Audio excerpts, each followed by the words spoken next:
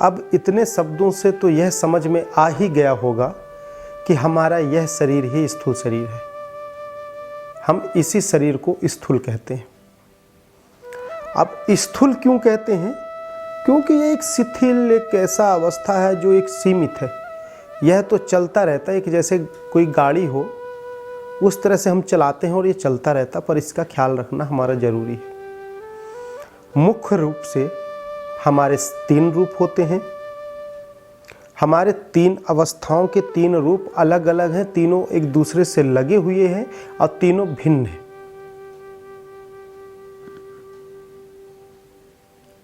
सूक्ष्म शरीर, कारण शरीर, स्थूल शरीर।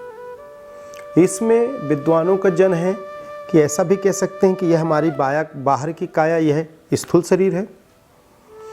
इसके बाद कारण शरीर होता है, कारण शरीर के बाद सूक्ष्म शरीर होता है। सूक्ष्म शरीर से अति सूक्ष्म होता है,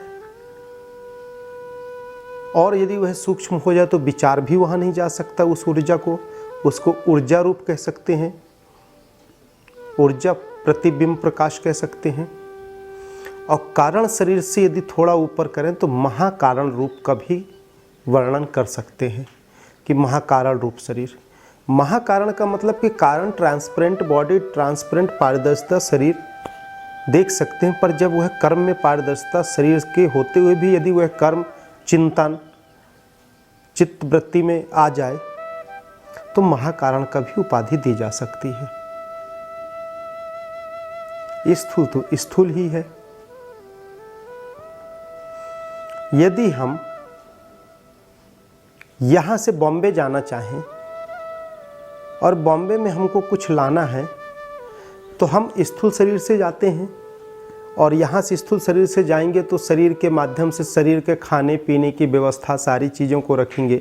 यहाँ से व्हीकल्स तैयार करेंगे, गाड़ी करेंगे, ट्रेन में जाएंगे, फ्लाइट से जाएंगे, किसी रूप से जाएं, किसी न किसी साधन की व्यवस्था करके, आवश्यकता को करके इस शरीर को लेकर हम बॉम्बे जाएंगे। और बॉम्बे जाकर हम वहाँ से कोई वहाँ प्राकृतिक सौंदर्य को देखना चाह रहे, बॉम्बे का अनुभव लाना चाह रहे, तो बॉम्बे का अनुभव हम लेकर शरीर के साथ आएंगे तो क्या बॉम्बे को हम उठाकर ले आते हैं शरीर के साथ? नहीं ना। बॉम्बे में हम समुंदर को देखने जाएंगे तो समुंदर को देखेंगे, क्या समुंदर को लेके तो नहीं आ पाते? तो यह शरीर क्या लाया? वहाँ से अनुभव लेके आया। अनुभव ही लेके आता है ना। यह संसारिक आवश्यकताएं की थोड़ा बहुत सामग्री लाएगा शरीर के माध्यम से, पर वह सामग्री को भी हम जब उपयोग करते हैं तो यह शरीर उपयोग करता है कि आपका अनुभव उपयोग करता है, आपकी चित्त वृत्ति, अंदर की इच्छाएं, अंदर की ऊर्जा उपयोग करती है। अंदर की ऊर्जा है, आकांक्षा है।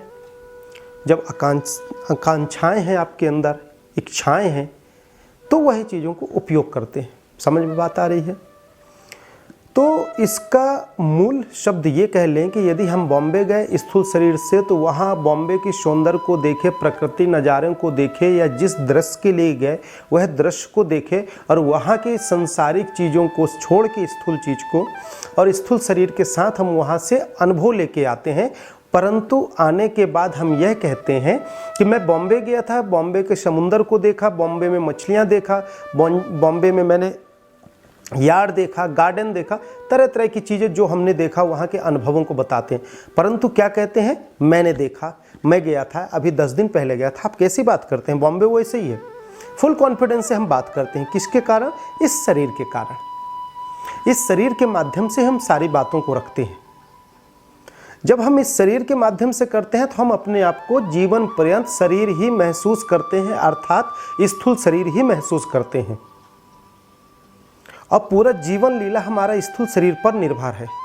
परंतु जब हम योग साधना, योग क्रियाओं में चलते हैं तो हमारे शरीर के 3 अवस्थाएं, तीनों रूप एक दूसरे की पूरक, परंतु यदि जब गहराई, समाधि की गहराई में, ध्यान की गहराई में अंतर ऊर्जा के आंतरिक गोता लगाते हैं तो यही स्थूल शरीर के हमें 3 रूप दिखाई देते हैं। कौन कौन से? यह स्थूल शरीर, जिस स्थूल शरीर से हमने बॉम्बे गए, बॉम्बे से मैं अनुभव लेके आया और उस अनुभवों को अपने मित्र, भाई, माता पिता, घर परिवार में मैं शेयर करता हूँ और फुल कॉन्फिडेंस से कहता हूँ कि मैं गया मैं गया मैं गया। तो आपने बॉम्बे से अनुभव लाए और योग साधना के माध्यम से यदि आप अपने अंतर चेतना अंतर काया की इस क्रिया को जागृत करते हैं, अपने काया को जागृत करते हैं। देखो ये अलग विषय है, जागृत और विद्या साधना क्रिया बहुत सारी साधनाएं हैं, क्योंकि जब ब्रह्मांड ही समाये थे तो क्या अनंत अनंत अनंत ऊर्जा, अनंत अनंत भिन्नता, अनंत अनंत ज्ञान, अनंत अनंत कोशिकाएं, अनंत क्रियाएं, अनंत शब्द, अनंत ऊर्जाएं, सब कुछ है इस शरीर में।